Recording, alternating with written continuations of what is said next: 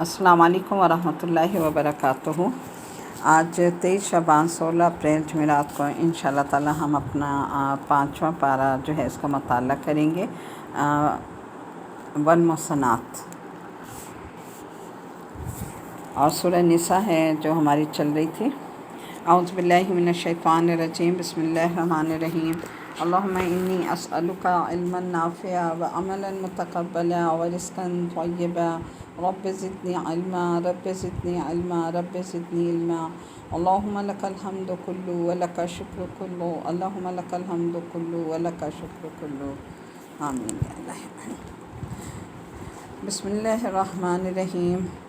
والمحصنات من النساء الا ما ملكت ايمانكم کتاب اللہ علیکم واحل لکم ما وراء ذلکم ان تبتغوا باموالکم محصنین غیر مسافحین فما استمتعتم به منهن فآتوهن اجورهن فریضۃ ولا جناح علیکم فیما تراضیتم به من بعد الفریضہ ان اللہ کان علیما حکیما۔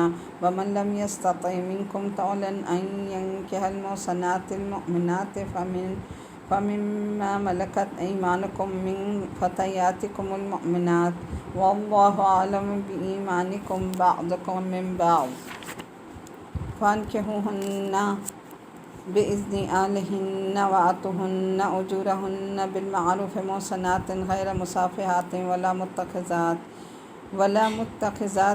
أخدان فإذا أحصن فإن أتين بفاحشة فعليهن نصف ما على المحصنات من العذاب ذلك لمن خشي العنة منكم وَأَن تَصْبِرُوا خَيْرٌ لَكُمْ وَاللَّهُ غَفُورٌ رَحِيمٌ۔ صدق اللہ العظیم۔ شروع اللہ کا نام لے کر جو بڑا مہربان نہایت رحم کرنے والا ہے۔ نیز وہ عورتیں تم پر حرام ہیں جو دوسرے شوہروں کے نکاح میں ہوں، البتہ جو کنیزیں تمہاری ملکیت میں آ جائیں وہ مستثنیٰ ہیں۔ اللہ نے یہ کام تم پر فرض کر دیے ہیں۔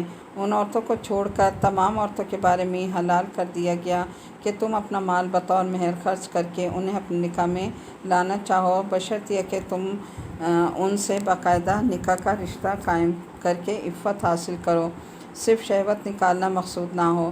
چنانچہ جن عورتوں سے نکاح کر کے تم نے لطف اٹھایا ہو ان کو ان کا وہ مہر ادا کرو جو مقرر کیا گیا ہو، البتہ جو مہر مقرر کرنے کے بعد بھی جس کمی بیشی پر تم آپس میں راضی ہو جاؤ اس میں تم پر کوئی گناہ نہیں۔ یقین رکھو کہ اللہ ہر بات کا علم بھی رکھتا ہے، حکمت کا مالک بھی وہی ہے۔ اور تم میں سے جو لوگ اس بات کی طاقت نہ رکھتے ہوں کہ آزاد مسلمان عورتوں سے نکاح کر سکیں تو وہ ان مسلمان کنیزوں میں سے کسی سے نکاح کر سکتے ہیں جو تمہاری ملکیت میں ہوں، اور اللہ کو تمہارے ایمان کی پوری حالت خوب معلوم ہے۔ تم سب آپس میں ایک جیسے ہو، لہٰذا ان کنیزوں سے ان کے مالکوں کی اجازت سے نکاح کر لو اور ان کو قاعدے کے مطابق ان کے مہر ادا کرو، بشرط یہ کہ ان سے نکاح کا رشتہ قائم کر کے انہیں پاک دامن بنایا جائے، نہ وہ صرف شہوت پوری کرنے کے لیے کوئی ناجائز کام کریں اور نہ خفیہ طور پر ناجائز آشنائیاں پیدا کریں۔ پھر جب وہ نکاح کی حفاظت میں آ جائیں اور اس کے بعد کسی بڑی بے حیائی یعنی زنا کا ارتکاب کریں تو ان پر اس سزا سے آدھی سزا واجب ہوگی جو غیر شادی شدہ آزاد عورتوں کے مقرر ہے۔ یہ سب یعنی کنیزوں سے نکاح کرنا تم میں سے ان لوگوں کے لیے ہے جن کو نکاح نہ کرنے کی صورت میں گناہ میں مبتلا ہونے کا اندیشہ ہو، اور اگر تم صبر ہی کیے رہو تو یہ تمہارے لیے زیادہ بہتر ہے، اور اللہ بہت بخشنے والا بڑا مہربان ہے۔ اب یہاں پر یہ دیکھیں کہ اللہ سبحانہ تعالیٰ نے انسان کے اندر بہت سے خواہشات رکھی ہیں جو اس کے لیے ایک امتحان بھی ہیں۔ ان فطری خواہشات میں سے ایک خواہش شیوانی خواہش یعنی سیکشول ڈیزائر ہے۔ یہ ہر انسان کے اندر موجود ہے، مرد کے اندر بھی اور عورت کے اندر بھی۔ اللہ تعالیٰ نے خواہش رکھنے کے بعد پھر اس خواہش کو پورا کرنے کے لیے حدود بھی بتا دیں، یعنی یہ نہیں کہ انسان یہ کہے کہ چونکہ خواہش اللہ نے میرے اندر رکھی ہے اس لیے باقی خواہشات کی طرح اس کو بھی پورا کرنا میرا حق ہے، میں جیسے چاہوں کروں۔ نہیں، ایسا ہرگز نہیں ہے۔ ہماری ہر خواہش کا جو ہے اللہ تعالیٰ اس کی نگہبانی کر رہا ہے اور ہمیں دیکھ رہا ہے۔ اللہ تعالیٰ نے اس خواہش کو پورا کرنے کے ہمیں طریقے بھی بتا دیے، اور جذبات کی حد بندی بھی کر دی کہ کہاں تک، کیسا اور کس حد تک اور کس سے تعلق جائز ہے اور کس سے تعلق ناجائز ہے۔ یہ حدود اور ضابطے اللہ نے مقرر کیے، اس لیے یہ سب سے اہم ہے کہ مرد اور عورت کے درمیان اس خواہش کو پورا کرنے کا جو جائز اور صحیح طریقہ رکھا وہ کیا ہے؟ وہ نکاح ہے۔ اور نکاح کیا ہے؟ ایک سنجیدہ معاشرتی معاہدہ ہے جس میں دو فریق آپس میں ایک دوسرے کے حقوق ادا کرنے کی ذمہ داری لیتے ہیں اور ایک دوسرے سے وعدہ کرتے ہیں اور اس پر بندوں کو اور اللہ کو گواہ بناتے ہیں۔ اللہ تعالیٰ نے نسب، رضاعت اور سسرالی رشتوں کے تحت قائم ہونے والے رشتوں کو حرام قرار دیا، جو کہ انسان کے بالکل آس پاس یعنی قریبی ہوتے ہیں، ان سے نکاح کو حرام قرار دے دیا۔ البتہ ایسی عورتیں اس سے مستثنی ہیں جو جنگ میں تمہارے ہاتھ آئیں، یہ اللہ کا قانون ہے جس کی پابندی تم پر لازم کر دی گئی۔ اس سے کیا پتہ چلتا ہے کہ اللہ تعالیٰ کی حدود اور اس کی پابندیوں کو قبول کرنا ہم سب کے لیے بہت ضروری ہے، ہماری نجات کے لیے اور ہماری کامیابی کے لیے۔ ان کے سوا جتنی عورتیں ہیں انہیں اپنے اموال کے ذریعے سے حاصل کرنا تمہارے لیے حلال کر دیا گیا، بشرطیہ کہ حصار نکاح میں ان کو محفوظ کرو، نہ یہ کہ آزاد شہوت رانی کرنے لگو۔ پھر جو ازواجی تعلقات کا لطف تم ان سے اٹھاؤ، ان کے مہر ان کو بطور فرض ادا کر دو۔ البتہ مہر کی قرارداد ہو جانے کے بعد آپس کی رضامندی سے تمہارے درمیان کوئی سمجھوتا ہو جائے تو اس میں کوئی حرج نہیں، البتہ اللہ علیم اور دانا ہے۔ آیت 25 ہے، جو شخص تم میں سے اتنی مقدرت نہ رکھتا ہو کہ خاندانی مسلمان محصنات سے نکاح کر سکے، اسے چاہیے کہ تمہاری ان لونڈیوں میں سے کسی کے ساتھ نکاح کر لے جو تمہارے قبضے میں ہوں، یعنی آزاد عورتیں موجود نہیں ہیں، عورتیں موجود ہیں اور انسان کو اپنے ایمان جانے کا خطرہ ہے تو پھر وہ ایسی عورتوں سے نکاح کر سکتا ہے، لیکن شرط یہ ہے کہ وہ لونڈی عورت بھی مومن ہو اور مومنہ ہو۔ البتہ تمہارے ایمانوں کا حال خوب جانتا ہے، تم سب ایک ہی گروہ کے لوگ ہو، یعنی سب ایک آدم کی اولاد ہو۔ فَانكِحُوهُنَّ بِإِذْنِ أَهْلِهِنَّ، لہٰذا ان کے سرپرستوں کی اجازت سے ان کے ساتھ نکاح کرو، یعنی اگر لونڈی سے بھی نکاح کر رہے ہو تو جو اس کا سرپرست ہے اس کی اجازت سے ہوگا، بغیر اجازت کے نہیں ہوگا، یعنی آقا کی مرضی سے۔ اور معروف طریقے سے ان کے مہر ادا کرو تاکہ وہ حصار نکاح میں محفوظ یعنی محصنات ہو کر رہیں، آزاد شہوت رانی نہ کرتے پھریں، یعنی نکاح کے بندھن کے بغیر اس سے بھی تعلق قائم نہ کرو، اور نہ چوری چھپے دوستیاں۔ پھر جب وہ حصار نکاح میں محفوظ ہو جائیں اور اس کے بعد کسی بدچلنی کی مرتکب ہوں تو ان پر اس سزا کی بنسبت آدھی سزا ہے جو خاندانی محصنات کے لیے مقرر ہے۔ یہ سہولت تم میں سے ان لوگوں کے لیے پیدا کی گئی جن کو شادی نہ کرنے سے بند تقویٰ ٹوٹ جانے کا اندیشہ ہو، لیکن اگر تم صبر کرو، یعنی نکاح کے لیے اپنی خواہش کی تکمیل کے لیے ایسی عورت کا انتخاب کرو جو آئندہ تمہارے لیے ایک بہترین ساتھی ثابت ہو، تمہارے خاندان کو بہترین طور پر پرورش دینے والی ہو، یعنی عورت سے نکاح کا جو مقصد ہے وہ ایسی ہو جو اس کی نسل کی بہترین آبیاری کرنے والی ہو، تمہاری نسلوں کی محافظ ہو تو وہ زیادہ بہتر ہے، اور اللہ بخشنے والا اور رحم کرنے والا ہے۔ اب دیکھیں، اس سے ہمیں بہت ساری حکمت کی باتیں پتہ چلتی ہیں۔ ایک تو یہ کہ نکاح کی بنیاد جو ہے وہ ایمان ہونا چاہیے، نکاح جو ہے وہ ایمان کی بنیاد پر کیا جائے گا۔ حدیث کا مفہوم ہے کہ ابو ہریرہ رضی اللہ تعالیٰ عنہ سے روایت ہے کہ نبی کریم صلی اللہ علیہ وسلم نے فرمایا، عورت سے 4 چیزوں کے پیش نظر نکاح کیا جا سکتا ہے۔ نمبر 1 اس کا مال و دولت، نمبر 2 حسب نسب، نمبر 3 اس کی خوبصورتی، اور نمبر 4 دینداری کی وجہ سے۔ تیرے ہاتھ خاک آلود ہوں، دیندار عورت سے شادی کر کے کامیابی حاصل کرو، یعنی ان چاروں فیکٹرز کو دیکھا جائے گا، لیکن پریفر کس کو کیا جائے گا؟ جو دین پر ہوگی، جس کے پاس دین ہوگا وہ نئی نسل کی بہترین آبیاری کر سکے گی۔ تو اس سے یہ پتہ چلتا ہے کہ ایمان کو، دین کو، اخلاق کو بہرحال مقدم رکھنا چاہیے۔ یہی ہو سکتا ہے کہ اس کے گھر والے دین پر نہ ہوں، اللہ کو نہ پہچانتے ہوں، جس سے وہ زیادہ محبت کرتا ہے۔ دوسری بات یہ ہے کہ نیک بیوی دنیا کی بہترین متاع قرار پائے۔ رسول صلی اللہ علیہ وسلم نے فرمایا، حدیث ہے کہ دنیا فائدہ اٹھانے کی چیز ہے اور دنیا کی بہترین متاع نیک عورت ہے، یعنی اگر کسی مرد کو کوئی نیک عورت مل جائے جس کا ایمان مضبوط ہے اور اسٹرانگ کریکٹر کی ہے تو وہ اس سے زیادہ خوش قسمت نہیں ہے کہ اسے کوئی ایسی عورت اس کے نکاح میں آ جائے۔ لیکن دوسری طرف یہ بھی بتایا گیا کہ نکاح کے بغیر عورتوں سے تعلق قائم نہ کرو، اس وجہ سے مرد اور عورت کو تنہا ملنے کی ممانعت کی، یعنی شادی کے بغیر ساری خواتین اچھی طرح یہ بات ذہن میں رکھ لیں کہ کسی لڑکی کو کسی عورت کو اس بات کی اجازت نہیں کہ وہ کسی محرم رشتہ دار کے بغیر کسی نامحرم مرد سے اکیلے میں ملے یا تنہائی میں ملے، اور یا پھر یہ کہ اس کے ساتھ اکیلے گاڑی میں یا ہوٹل میں یا کسی پکنک اسپاٹ پر صرف دوستی کے لیے جائے۔ ایسے تعلق کو حرام قرار دیا گیا ہے۔ نبی کریم صلی اللہ علیہ وسلم نے فرمایا، حدیث کا مفہوم ہے کہ کوئی مرد کسی عورت کے ساتھ تنہا نہیں ہوتا مگر اس کے ساتھ تیسرا کون ہوتا ہے؟ شیطان ہوتا ہے۔ ایک اور حدیث کا مفہوم ہے کہ نبی کریم صلی اللہ علیہ وسلم نے خاوندوں کی اجازت کے بغیر بیویوں سے ان کے گھروں میں گفتگو سے منع فرمایا ہے، یعنی اگر شوہر گھر پہ نہیں ہیں یا ان کی اجازت نہیں ہے تو بیوی کو یہ اجازت نہیں ہے کہ وہ کسی بھی غیر مردوں سے اپنے شوہر کی غیر موجودگی میں اس کی اجازت کے بغیر بات چیت کرے۔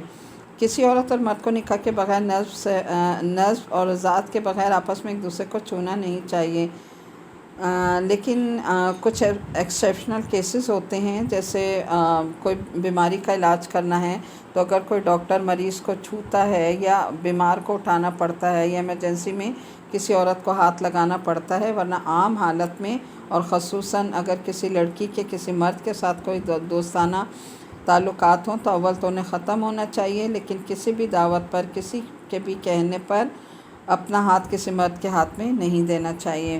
حدیث کا مفہوم ہے کہ رسول صلی اللہ علیہ وسلم نے فرمایا، تم میں سے کسی کے سر پر لوہے کا ہتھوڑا مارا جائے تو یہ اس سے بہتر ہے کہ وہ کسی عورت کو چھوئے جو اس کے لیے حلال نہیں۔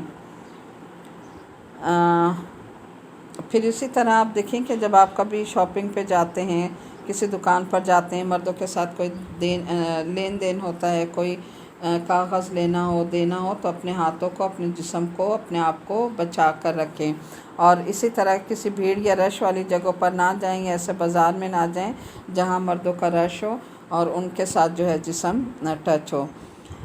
اس میں موسیٰ علیہ السلام کی بھی ہمیں وہ ملتی ہے نا مثال، کہ حضرت موسیٰ علیہ السلام جو ہیں جب مدین گئے ہیں اور وہاں پر انہوں نے دیکھا کہ لڑکیاں شرمائی ہوئی کھڑی ہیں اور وہ پانی لینے کے لیے کھڑی تھیں، تو آپ دیکھیں کہ ان لڑکیوں کی اللہ نے کیسے قسمت کھولی کہ دوسرے علاقے سے ایک نبی کو بھیجا اور ایک نبی کا رشتہ ان کے لیے آیا۔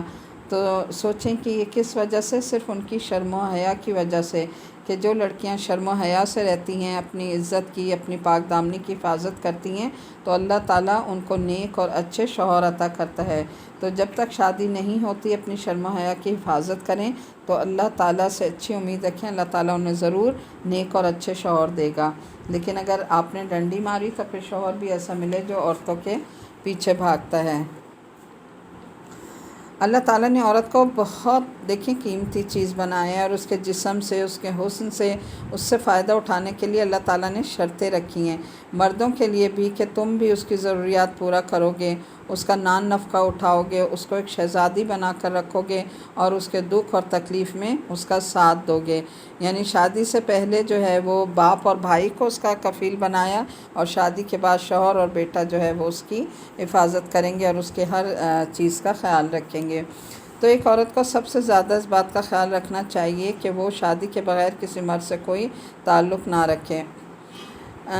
پھر یہ کہ اگر جہالت یا لاعلمی کی وجہ سے کسی سے کوئی ایسا تعلق ہو چکا تو اس کو نکاح کر کے رشتے میں لایا جائے یا پھر اس کو ختم کر دیا جائے۔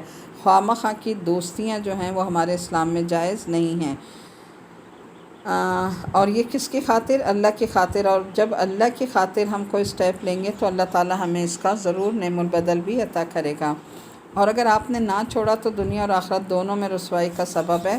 اللہ تعالیٰ ہم سب کو اس چیز سے محفوظ رکھے۔ آیت نمبر 26 ہے، یرید اللہ لیبین لکم ویہدیکم سنن الذین من قبلکم ویتوب علیکم واللہ علیم حکیم۔ اللہ چاہتا کہ تم پر ان طریقوں کو واضح کرے اور انہی طریقوں پر تم کو چلائے جن کی پیروی تم سے پہلے گزرے ہوئے نیک لوگ کیا کرتے تھے۔ وہ اپنی رحمت کے ساتھ تمہاری طرف متوجہ ہونے کا ارادہ رکھتا ہے، اور وہ علیم بھی ہے اور دانا بھی۔ آیت 27 اور 28 ہے، اللہ تو تم پر رحمت کے ساتھ توجہ کرنا چاہتا ہے، مگر جو لوگ خود اپنی خواہشات کی پیروی کر رہے ہیں وہ چاہتے ہیں کہ تم راہ راست سے ہٹ کر دور نکل جاؤ۔ اللہ تم پر سے پابندیوں کو ہلکا کرنا چاہتا ہے کیونکہ انسان کمزور پیدا کیا گیا ہے۔ آیت 29 ہے، یا ایھا الذین آمنوا لا تأکلوا اموالکم بینکم بالباطل الا ان تکون تجارتا عن تراض منکم ولا تقتلوا انفسکم، اے لوگو جو ایمان لائے ہو، ایک دوسرے کا مال باطل طریقے سے نہ کھاؤ، لین دین ہونا چاہیے آپس کی رضامندی سے، یعنی بغیر اجازت کوئی کسی کا مال جو ہے وہ نہیں اٹھا سکتا۔ اور باطل طریقوں میں کیا کیا چیزیں آ جاتی ہیں؟ باطل طریقے سے کسی کا مال چوری یا ڈاکے کے ذریعے کھانا، غصب کر لینا، خیانت کرنا، رشوت، سود، ناجائز طریقے سے دباؤ ڈال کر بیوی کا مہر اس سے معاف کروا لینا، ذخیرہ اندوزی کر کے اشیاء بیچنا، یہ تمام کیا ہیں؟ حرام طریقے ہیں۔ اور جس طریقے کو حلال قرار دیا گیا ہے وہ کیا ہے؟ تجارت۔ ولا تقتلوا انفسکم، اور اپنے آپ کو قتل نہ کرو، یعنی خودکشی نہ کرو، اسلام میں خودکشی حرام ہے۔ نبی صلی اللہ علیہ وسلم نے فرمایا، حدیث کا مفہوم ہے، تم سے پہلے لوگوں میں سے ایک آدمی کو پھوڑا نکلا، پھر جب اسے سخت تکلیف ہوئی تو اس نے ترکش سے تیر نکال کر اس سے پھوڑا چیر دیا، اور خون بند نہ ہونے کی وجہ سے وہ آدمی مر گیا، تو تمہارے رب نے فرمایا کہ میں نے اس پر جنت حرام کر دی، یعنی اس نے خودکشی کی نا۔ اب ایک اور حدیث کا مفہوم ہے کہ نبی کریم صلی اللہ علیہ وسلم نے فرمایا، جس نے اپنے آپ کو کسی لوہے سے قتل کیا وہ قیامت کے دن اس طرح آئے گا کہ لوہا اس کے ہاتھ میں ہوگا اور وہ اسے اپنے پیٹ پر مار رہا ہوگا اور جہنم کی آگ میں ہمیشہ ہمیشہ رہے گا۔ اور جو آدمی زہر پی کر خودکشی کرے گا اس کا زہر اس کے ہاتھ میں ہوگا اور وہ ہمیشہ ہمیشہ جہنم میں اس کو پیتا رہے گا۔ تو دیکھیں خودکشی جو ہے وہ کسی صورت بھی جائز نہیں ہے، اور یہ بہت برا امر ہے، کیونکہ اس طرح جو خودکشی کرتا ہے، جان جو ہے، ہماری زندگی امانت ہے اللہ کی، اور ایک وقت ہمیں اپنی جان اللہ کو اسی طرح لوٹانی ہے۔ لیکن اگر دنیا کے مصائب، تکلیفوں یا پریشانیوں سے تنگ آ کر کوئی شخص اپنی جان کو ختم کر لیتا ہے تو پھر آخرت کی زندگی ہمیشہ کی ہے، اس کو وہاں سے کبھی بھی چھٹکارا نہیں ملے گا۔ ان اللہ کان بکم رحیما، کیونکہ اللہ تم پر رحم کرنے والا ہے۔ آیت 30 ہے، وَمَن يَفْعَلْ ذَلِكَ عُدْوَانًا وَظُلْمًا فَسَوْفَ نُصْلِهِ نَارًا وَكَانَ ذَلِكَ عَلَى اللَّهِ يَسِيرًا، جو شخص ظلم اور زیادتی کے ساتھ ایسا کرے گا اس کو ہم ضرور آگ میں جھونکیں گے، اور یہ اللہ کے لیے کچھ مشکل کام نہیں ہے۔ آیت 31 ہے، اور اگر تم ان بڑے بڑے گناہوں سے پرہیز کرتے رہو جن سے تم کو منع کیا جا رہا ہے، یعنی کبیرہ گناہوں سے، تو تمہاری چھوٹی موٹی برائیوں کو ہم تمہارے حساب سے ساقط کر دیں گے اور تمہیں عزت کی جگہ داخل کریں گے۔ اب دیکھیں بڑے گناہوں سے بچنا انتہائی ضروری ہے۔ تو بڑے بڑے گناہ کون سے ہوتے ہیں؟ جیسے شرک کرنا، جادو کرنا، کسی کو قتل کرنا، ماں باپ کی نافرمانی کرنا، سود کی آمدنی کھانا، بیت اللہ کی بے حرمتی کرنا، ضرورت سے زائد پانی روکنا، شراب پینا جس کو اکبر الکبائر کہا گیا ہے، جادو کا عمل کرنا، سیکھنا اور سکھانا، کسی مسلمان بھائی پر عیب لگانا، کسی پر الزام تراشی کرنا، یہ سب بہت بڑے گناہ ہیں۔ تو ان چیزوں سے اگر کوئی بچتا ہے تو چھوٹی موٹی لغزشیں انسان کی معاف کر دی جاتی ہیں۔ تو یہ دیکھیں یہ ساری چیزیں بڑے بڑے گناہوں میں آ جاتی ہیں، ہم بڑے آرام سے کسی پر عیب لگا دیتے ہیں یا الزام تراشی کرتے ہیں، تو یہ بہت بڑے یعنی کبائر میں آ جاتے ہیں۔ اور اسی طرح جادو سیکھنا، سکھانا، یہ جدائیاں ڈالنا، یہ سب جو ہیں وہ کبائر ہیں۔ آیت نمبر 32 ہے، وَلَا تَتَمَنَّوْا مَا فَضَّلَ اللَّهُ بِهِ بَعْضَكُمْ عَلَىٰ بَعْضٍ لِلرِّجَالِ نَصِيبٌ مِّمَّا اكْتَسَبُوا وَلِلنِّسَاءِ نَصِيبٌ مِّمَّا اكْتَسَبْنَ وَاسْأَلُوا اللَّهَ مِن فَضْلِهِ ان اللہ کان بکل شیء علیما، اور جو کچھ اللہ نے تم میں سے کسی کو دوسرے کے مقابلے میں زیادہ دیا ہے اس کی تمنا نہ کرو، جو کچھ مردوں نے کمایا ہے اس کے مطابق ان کا حصہ ہے، اور جو کچھ عورتوں نے کمایا ہے اس کے مطابق ان کا حصہ ہے۔ اب دیکھیں کتنا عدل والا ہمارا دین ہے نا، کہ اللہ تعالیٰ کسی کو نمبر اس لیے زیادہ نہیں دے گا کہ وہ مرد ہے، یا یہ کہ کسی کے کوئی وہ روک لے گا ترقی کہ وہ عورت ہے، نہیں، اللہ کے ہاں جو بھی عمل کرے گا، خواہ وہ مرد ہے یا عورت ہے، جو بھی نیک عمل کرے گا اللہ تعالیٰ اس کا اجر اس کو کئی گنا بڑھا کر دیں گے۔ اسی لیے ہمیں اللہ سے دعا مانگتے رہنا چاہیے، کیا؟ اللہم انی اسألک من فضلک العظیم، کہ اللہ ہم آپ سے آپ کے عظیم فضل کا سوال کرتے ہیں، یعنی اللہ ہر چیز پر قادر ہے۔ اچھا، ایک اور چیز یہاں پر دیکھ لیجئے گا کہ اسلام میں مرد اور عورت کے درمیان کوئی کمپٹیشن نہیں رکھا سوائے نیکیوں کے کہ کون نیکیوں میں آگے بڑھ جاتا ہے۔ اگر عورت نیک ہے تو مرد سے آگے بڑھ سکتی ہے، جیسے حضرت آسیہ رضی اللہ تعالیٰ عنہ جو تھے جنتی عورتوں کی سردار ہیں، اور ان کا شوہر دیکھیں ایک فرعون تھا جو جہنمی تھا، لیکن ان کی بیوی اسی محل میں رہ کر انہوں نے نیکیوں میں کتنی سبقت لی کہ اللہ تعالیٰ نے انہیں جنت میں جنتیوں کا سردار بنا دیا۔ تو عورت کی جو خوبی ہے وہ عورت بننے میں ہی ہے، عورت کی خوبی مرد بننے میں نہیں۔ عقل مند انسان وہ ہوتا ہے جو اپنا مقام اور اپنی حیثیت کو پہچان کر کام کرتا ہے، اور وہ غیر صنفی کام کر کے اگر اپنے آپ کو ذلیل نہیں کرتا۔ اسلام میں مرد اور عورت کے درمیان کوئی کمپٹیشن نہیں۔ تو دیکھیں جو صلاحیتیں ہیں یا طاقتوں کا فرق ہے مرد اور عورت میں، مرد ظاہر زیادہ طاقتور ہوتا ہے اور عورت جو ہے اس کے مقابلے میں ذرا کم طاقتور ہوتی ہے۔ تو جو اپنی حیثیت کو پہچان لے گا، نہ عورت یہ کوشش کرے کہ وہ مرد سے بڑھ جائے یا اس کے برابر ہو، اور نہ مرد جو ہے اس طرح کی کوشش کرے۔ جب دونوں کمپٹیشن اس چیز میں کریں گے تو ظاہر ہے اس کا نتیجہ جو ہے وہ کیا نکلے گا؟ خرابی نکلے گا۔ لیکن کمپٹیشن نیکیوں میں ہے کہ اس میں نیکیوں میں ایک دوسرے سے بڑھنے کی دوڑ لگائیں۔ ایمان والی عورتیں وہ ہوتی ہیں جو اللہ نے ان کو مقام دیا ہے وہ اس کو خوشی سے قبول کر لیں اور اپنے دائرے کے اندر کمپٹیشن میں رہیں، اور وہ بھی دنیا کے معاملات میں نہیں کہ فلاں عورت کے پاس اتنا زیور ہے تو میرے پاس بھی اتنا ہو جائے، یا فلاں وہ بوتیک کے کپڑے پہنتی ہے تو میں بھی اسی بوتیک کے پہنوں۔ ان چیزوں میں مقابلہ نہیں ہونا چاہیے، کیونکہ اس سے انسان اللہ کی نظروں میں کوئی عزت حاصل نہیں کر سکتا۔ مقابلہ کس میں ہونا چاہیے؟ آپ سب کا آپس میں کمپٹیشن، فاستبقوا الخیرات، نیکیوں میں سبقت حاصل کرو۔ اگر کوئی تہجد نہیں پڑھتا تو مجھے تہجد پڑھنا ہے، اگر کوئی قرآن نہیں پڑھتا تو مجھے زیادہ قرآن پڑھنا ہے۔ اس سے انشاءاللہ آپ کے اندر جو مسابقت کا جذبہ، ایک شوق یا طلب ہے، یہ بھی فطری جذبات میں سے ہے۔ یعنی جس طرح شیطانی جذبات ہوتے ہیں اسی طرح کمپٹیشن کی خواہش، یعنی آگے نکلنے کی بھی انسان میں خواہش ہوتی ہے۔ یہ ایک فطری عمل ہے، اس سے ہم انکار نہیں کر سکتے۔ تو کیا کہا ہے کہ صحیح ہیلدی کمپٹیشن کیا ہے؟ کہ نیکیوں میں سبقت کی جائے۔ آیت 33 ہے وَلِكُلٍّ جَعَلْنَا مَوَالِيَ مِمَّا تَرَكَ الْوَالِدَانِ وَالْأَقْرَبُونَ، اور ہم نے اس ترکے کے حصے مقرر کر دیے جو والدین اور رشتہ دار چھوڑیں، یعنی جو بھی وراثت میں چھوڑیں گے اس کے بعد حصے تقسیم ہوں گے، اور معاشرہ جو ہے وہ اس کی تقسیم چاہتا ہے۔ اگر معاشرے کے اندر کچھ لوگوں کے پاس ڈھیروں مال ہو اور کچھ لوگ دو وقت کی روٹی کو ترستے ہوں تو پھر کیا ہے؟ اس میں اعتدال نہیں ہے، اور آپس میں کلیش اور بدامنی شروع ہو جاتی ہے، ایک دوسرے سے نفرت اور حسد ہوتی ہے۔ تو ایک طریقہ یہ ہے کہ مرنے کے بعد ایک شخص نے زندگی بھر جتنی بھی دولت کمائی وہ ایک کو نہ دی جائے بلکہ سب حصے داروں کو دی جائے۔ اللہ نے اسی طرح حصے مقرر کیے ہیں۔ اور جن لوگوں سے تم عہد کر چکے، یعنی جو رشتہ دار نہ ہوں لیکن ویسے ہی ان سے کوئی وعدے کر رکھے ہوں، تو ان کا حصہ انہیں دو، یقیناً اللہ ہر چیز پر نگران ہے۔ آیت نمبر 34 ہے الرجال قوامون علی النساء بما فضل اللہ بعضهم علی بعض وبما انفقوا من اموالهم والصالحات قانتات حافظات للغیب بما حفظ اللہ۔ مرد عورتوں پر قوام ہیں، مرد عورتوں پر قوام ہیں یعنی ان کے منتظم ہیں۔ قوام یا قیم اس شخص کو کہتے ہیں جو کسی فرد یا انڈیویجول کسی آرگنائزیشن کے نظام کو درست حالت میں رکھے یا اس کو مینیج کرے اور اس کی حفاظت کرے۔ تو عورتوں کی ضروریات پورا کرنا کس کا کام ہے؟ مردوں کا کام ہے۔ یہ مرد کی ذمہ داری ہے، اس لیے اللہ تعالیٰ نے اس کو قوام بنایا۔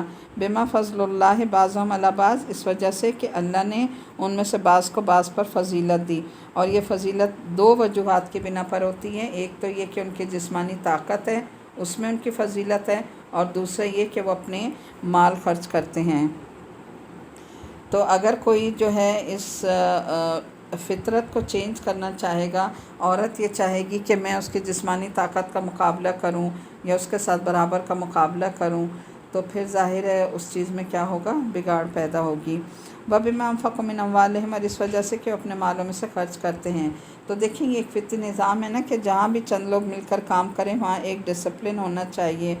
اگر ڈسپلن نہیں ہوگا اور اس ڈسپلن میں ایک سارے امور کا ایک شخص کو ذمہ دار بنایا جاتا ہے تو گھر میں بھی ایک چھوٹی سی آرگنائزیشن ہوتی ہے، ایک سلطنت ہوتی ہے جس میں کسی ایک کو اس کا سربراہ ہونا ہوتا ہے، تو قوام ہونا ہوگا، اور یہ ذمہ داری اللہ نے مردوں کو دی ہے۔ عورتوں کو اس بوجھ سے فارغ کر دیا تاکہ ان کی جو ذمہ داریاں ہیں وہ ان کو احسن طریقے سے انجام دے سکیں۔ اور یہ کس کا حکم ہے؟ اللہ کا حکم ہے۔ تو ہمیں کرنا کیا ہے؟ ہمیں اس اللہ کے حکم کو ماننا ہے، اسے قبول کرنا ہے۔ یعنی مرد کی برتری اللہ نے جو رکھی ہے، دنیا کا کوئی قانون اور کوئی طریقہ اس کو ختم نہیں کر سکتا، کیونکہ وہ پھر کیا ہوگا؟ فطرت کے خلاف ہوگا۔ تو عورت کی کامیابی اسی میں ہے کہ وہ مرد کی جو برتری ہے، ایک درجہ اس کو اللہ نے زیادہ دی ہے، اس کو خوش دلی سے ایکسیپٹ کر لے۔ اور اگر مردوں سے یہی جنگ لے کہ ہم آپ کے برابر یا آپ سے بڑے ہیں، تو اس کا نتیجہ کچھ نہ نکلے گا، فائدہ کچھ حاصل نہیں ہوگا۔ عورتوں کا رول کیا ہونا چاہیے؟ اللہ تعالیٰ نے کیا بتایا کہ ماڈل رول کیا ہے عورت کا؟ فالصالحات قانتات، تو جو نیک بیویاں ہیں وہ مردوں کی فرما بردار ہوتی ہیں، ان کے بات یا ان کا حکم مانتی ہیں، ان کے خلاف نہیں چلتی۔ نیک عورتیں فرما بردار ہوتی ہیں، وہ مرد کی برتری کو تسلیم کرتی ہیں، مرد کے اس حکم کو مانتی ہیں جو اللہ تعالیٰ کی مرضی کے مطابق ہو، اور اگر مرضی کے خلاف اگر وہ کچھ کہہ رہے تو پھر اس کو ماننے کی اجازت نہیں ہے۔ یعنی اگر کوئی مرد یہ کہے کہ نماز نہ پڑھو یا روزے نہ رکھو فرض کا، یا پردہ نہ کرو، اس قسم کے احکامات جو ہیں اس میں پھر عورت کو حکم دیا گیا کہ وہ مرد کی بات نہ مانے، صرف ان معاملات میں، گھریلو یا دوسرے معاملات میں وہ اس کے فیصلے کو مانے گی۔ اور اس کی ایک وجہ یہ بھی ہے کہ بچے پالنے کے لیے عورت کو جذبات کی زیادہ ضرورت تھی۔ عورتوں کو دیکھیں مردوں کے مقابلے میں غصہ بھی جلدی آتا ہے، محبت بھی زیادہ کرتی ہیں، کیئرنگ بھی زیادہ ہوتی ہیں، ایموشنل بھی ہوتی ہیں، اور بعض اوقات جلد باز بھی ہوتی ہیں۔ تو ایسی صورت میں کچھ فیصلے ایسے ہوتے ہیں جو ان سب چیزوں سے بالا تر ہو کر کرنے پڑتے ہیں، اور اس کی صلاحیت پھر عورت میں نہیں ہوتی، فطری طور پر نہیں ہوتی۔ یہ بات نہیں کہ اس کا عیب ہے، وہ ایک بڑا کام کر رہی ہیں، یعنی وہ جو کام کر رہی ہے وہ مرد نہیں کر سکتا، اور وہ کیا ہے؟ نسل انسان کی پرورش کرنے کا۔ تو اسے فارغ کر دیا گیا کہ تم اپنے گھر اور اپنے بچوں میں اپنا وقت لگاؤ اور انہیں اپنی آخرت کے لیے سرمایہ بناؤ، اور باقی کام دوسرے پر یعنی شوہر پہ ڈال دو۔ اللہ تعالیٰ نے خود جو ہے مرد اور عورت کے بیچ میں یہ فرمائی اس کی ذمہ داری۔ اللہ کی نظر میں عورت کا مقام، اس کی خوبی، اس کا حسن کب ہے؟ اس وقت جب کہ وہ شوہر کی فرما بردار ہو، جینون احکامات میں اس کی مخالفت کرنے والی نہ ہو بلکہ اس کی بات ماننے والی ہو، اسی گھر میں سکون ہوگا۔ لیکن جہاں پر مقابلے بازی ہوگی یا عورت مرد سے بڑھ کے آگے نکلنے کی کوشش کرے گی تو پھر وہاں ہر وقت کے لڑائی جھگڑے اور فتنے فساد ہوتے ہیں۔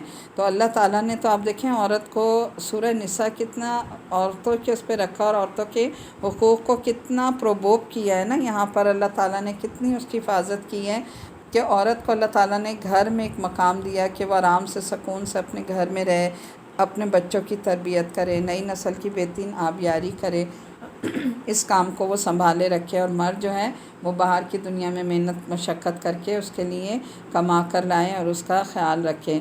تو اگر عورت مرد کے برابر آنے کے لیے باہر نکلتی ہے، مختلف طرح کے جاب کرتی ہے، باہر کی دنیا میں دھکے کھاتی ہے، ہزار مردوں کی نظروں میں آتی ہے، تو ظاہر ہے جب وہ فطرت کے اس میں ہاتھ ڈالے گی تو یہ چیز جو ہے وہ عورت کا مقام یا اس کی عزت یا اس کا حسن جو ہے وہ ختم کر دے گی۔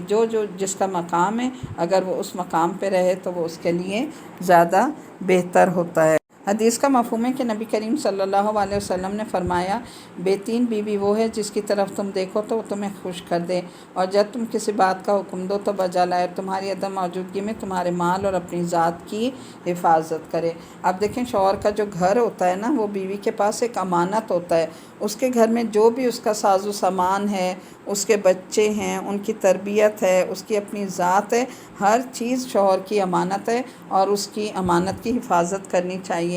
اگر وہ بچوں کی صحیح تربیت نہیں کرتی، ان کا خیال نہیں رکھتی، گھر کو صحیح مینیج نہیں کرتی، یا گھر کی چیزوں کا خیال نہیں رکھتی، اپنی عزت کی حفاظت نہیں کرتی، یا غیر مردوں سے بات چیت بھی کرتی ہیں، تو یہ کیا ہے؟ امانت میں خیانت ہے، پھر اس کا ٹھکانہ کیا ہے؟ جہنم۔ دوسری جگہ نبی کریم صلی اللہ علیہ وسلم نے فرمایا، حدیث کا مفہوم کہ اللہ تعالیٰ اس عورت کی طرف نظر رحمت سے نہیں دیکھتا جو اپنے خامن کی شکر گزار نہیں ہوتی، حالانکہ وہ اس سے بے نیاز نہیں ہو سکتی۔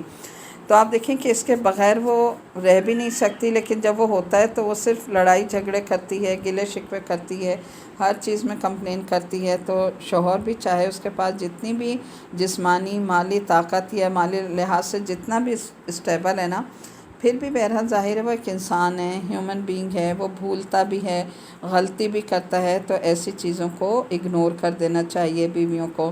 ہمیشہ اگر گنتی کر کے رکھیں اس کے احسانات کتنے ہیں اور اس کی غلطیاں کتنی ہیں، اگر برابر بھی ہیں نا 50-50 ہیں تو بھی شکر گزار رہیں، اور اگر اس کی نیکیاں اور احسانات زیادہ ہوں اور غلطیاں کم ہوں تو غلطیوں کی بنا پر اس کی ناشکری نہیں کرنی چاہیے۔ آپ نے خصوصاً یہاں پر ایک چھوٹا سا ہوم ورک میں آپ کو دوں گی کہ شوہر نے جو ساری زندگی آپ کے ساتھ آپ کو رکھا، آپ کو ایک گھر میں مہارانی بنا کے رکھا، ساری آپ کی ضروریات پوری کیں، تو ظاہر ہے اس بیچارے کا بھی حق بنتا ہے کہ کبھی تو آپ اس کو بھی تھینک یو کہہ دیں، جزاک اللہ کہہ دیں۔ تو آپ اس کو تھینک یو کہیں کہ جو کچھ اس نے آپ کے ساتھ کیا اس کے ساتھ مسکرا کے پیش آئیں، تو انشاءاللہ تعالیٰ جب گھر کی زندگی اچھی ہوگی نا تو باہر بھی معاشرہ ایک اچھا ہیلدی معاشرہ ہوگا۔ تو دیکھیں کہ یہ بات دل میں رکھ لیں، بٹھا لیں کہ شوہر کا شکر گزار ہونا چاہیے، اور شکر گزاری آپ کے اندر، آپ کے گھر کے اندر اور آپ کے تعلقات میں خوشگواری پیدا کر دے گی۔ وہ بھی بیچارے منتظر رہتے ہیں کہ ہم خوش ہوں تو وہ بھی خوش ہوں گے، پھر آپ کو دگنی خوشی ہوگی، تو یوں خوشیوں کا سلسلہ بڑھ جائے گا اور ایک اچھا گھر جو ہے، ایک جنت نما گھر جو ہے وہ تشکیل پائے گا۔ تو اس کے لیے ضروری ہے کہ ہم ایک دوسرے کے حقوق کا خیال رکھیں۔ جس گھر میں عورت مرد کو خوش رکھتی ہے نا، آپ دیکھیں وہاں ہمیشہ بچے جو ہیں وہ بہت زیادہ کانفیڈنٹ ہوتے ہیں، کیونکہ انہیں دونوں کا پیار محبت ملتا ہے نا، اور وہ دونوں کو خوش دیکھ کر جو ہے وہ زیادہ اچھے اور کانفیڈنٹ ہوتے ہیں۔ لیکن جن گھروں میں شوہر بیوی میں زیادہ لڑائیاں ہوتی ہیں، ان کے بچے اپنا کانفیڈنس لوز کر دیتے ہیں، اور ایک وقت آتا ہے کہ بڑے ہو کے جوان ہو کر وہ معاشرے میں ناسور بن جاتے ہیں، یعنی کسی برائی کی طرف چلے جاتے ہیں۔ بہت سے بچے نشہ کرنے لگتے ہیں، اور بہت سے بچے چوری کی طرف یعنی اس طرح کچھ مسئلے ہو جاتے ہیں۔ تو اس لیے شوہر اور بیوی کا تعلق جو ہے، ایک اچھا تعلق جو ہے اچھے معاشرے کے لیے انتہائی ضرورت ہے۔ اور ایک مرد اگر اپنے گھر کی دنیا میں سیٹسفائی ہوگا نا، اس کی بیوی اچھی ہوگی، خدمت گار ہوگی، اطاعت گزار ہوگی، تو اس کا نتیجہ کیا ہوگا کہ مرد جب باہر کی دنیا میں جائے گا تو وہ جو ہے اور زیادہ ترقی کرے گا، اس کے لیے ترقی کے چانسز کھلیں گے۔ اسی لیے کہتے ہیں نا کہ ہر کامیاب مرد کے پیچھے ایک اچھی عورت کا ہاتھ ہوتا ہے۔ تو ہمارے لیے کی آف سکسیس کیا ہے کہ شوہر اور بیوی اپنی زندگی کو خوبصورت بنائیں۔ ایک اور حدیث کا مفہوم ہے کہ رسول صلی اللہ علیہ وسلم نے فرمایا کہ میں نے عورتوں کی اکثریت جہنم میں دیکھی، اور اس کی 2 وجوہات بتائیں۔ ایک زبان کا غلط استعمال، یعنی بلا وجہ بولنا یا شوہر کے ساتھ زبان درازی کرنا، اور دوسرا شوہر کی ناشکری۔ ان کی وجہ سے عورتیں جو ہیں وہ زیادہ جہنم میں جائیں گی۔ اب دیکھیں شکر گزاری اس وقت ہو سکتی ہے کہ جب آپ کسی کی پلس پوائنٹ دیکھیں نا، پازیٹیو پہ نظر رکھیں۔ اگر آپ ہر وقت کسی کے عیب ڈھونڈتے رہیں گے یا ان کی خوبیاں ڈھونڈتے رہیں گے تو ظاہر ہے کہ خوبیاں ڈھونڈنے سے تو معاملہ اچھا ہو جائے گا، لیکن ہر وقت عیب ڈھونڈنے سے جو کمزوریاں ہیں وہ زندگی میں ان کے ساتھ رہیں گی۔ ہم کسی کو چینج نہیں کر سکتے، یہ ہمارا جو ہے خیال غلط ہے کہ ہم کسی کو چینج کر لیں گے۔ چینج کوئی بھی نہیں ہوتا اور نہ ہی کوئی ہو سکتا ہے۔ بات یہ ہے کہ ہمیں اس کی تمام خوبیوں خامیوں کے ساتھ ایک دوسرے کو نکاح میں ایکسیپٹ کرتے ہیں نا، تو اگر اس کی خامیاں ان کو بھی ایکسیپٹ کر لیا جائے، ہم ان کے ساتھ کمپنسیٹ کرنا سیکھ لیں۔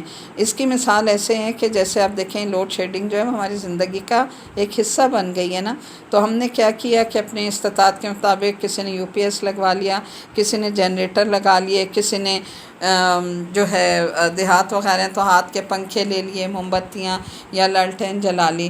تو آپ دیکھیں روشنی تو مل ہی جائے گی نا، اگر تیز نہ صحیح تو لالٹین سے ہلکی روشنی تو مل ہی جائے گی نا، اور کبھی کبھی اندھیروں کا سامنا بھی کرنا پڑے گا۔ تو اس سچویشن کو اوائڈ کر جائیں جو اندھیرے والی ہے۔ اس وقت جواب نہ دیں جب شوہر کو غصہ آ رہا ہو، جب جلد بازی ہو، جلدی میں ہو، جذبات میں ہو، بس خاموشی اختیار کر لیں۔ کہتے ہیں نا کہ ایک چپ 100 کو ہراتی ہے، اور یا پھر اس جگہ سے بچ جائیں، چھوڑ دیں، اور جو اپنی زبان کھول لیتے ہیں تو وہ کیا کرتے ہیں، فائر کھول دیتے ہیں نا، دشمن پر بھی وہ اپنی جوابی کارروائی کرتے ہیں، تو اس کا نتیجہ پھر کیا ہوتا ہے، یا تو سپریشن ہوتا ہے یا ڈیورس ہوتا ہے۔ تو اگر عورت تھوڑا سا صبر کر لے، مرد کو اللہ نے کمام بنایا ہے، اس کا ایک درجہ اوپر رکھا ہے، اس کی حاکمیت کو تسلیم کر لے، اپنی زبان بند کر لے، تو پھر کیا ہے، کی آف سکسیس ہمیں یہاں کیا ملی، اپنی زبان کو کنٹرول کرنا ہے، اور اپنی آواز کو ہلکا رکھیں، اور غصہ جو ہے اس کو کنٹرول کریں، تو انشاءاللہ تعالیٰ پھر مسئلے مسائل جو ہے وہ بڑھنے ہی نہیں پائیں گے، نہیں پائیں گے، نہیں پائیں گے، نہیں پائیں گے۔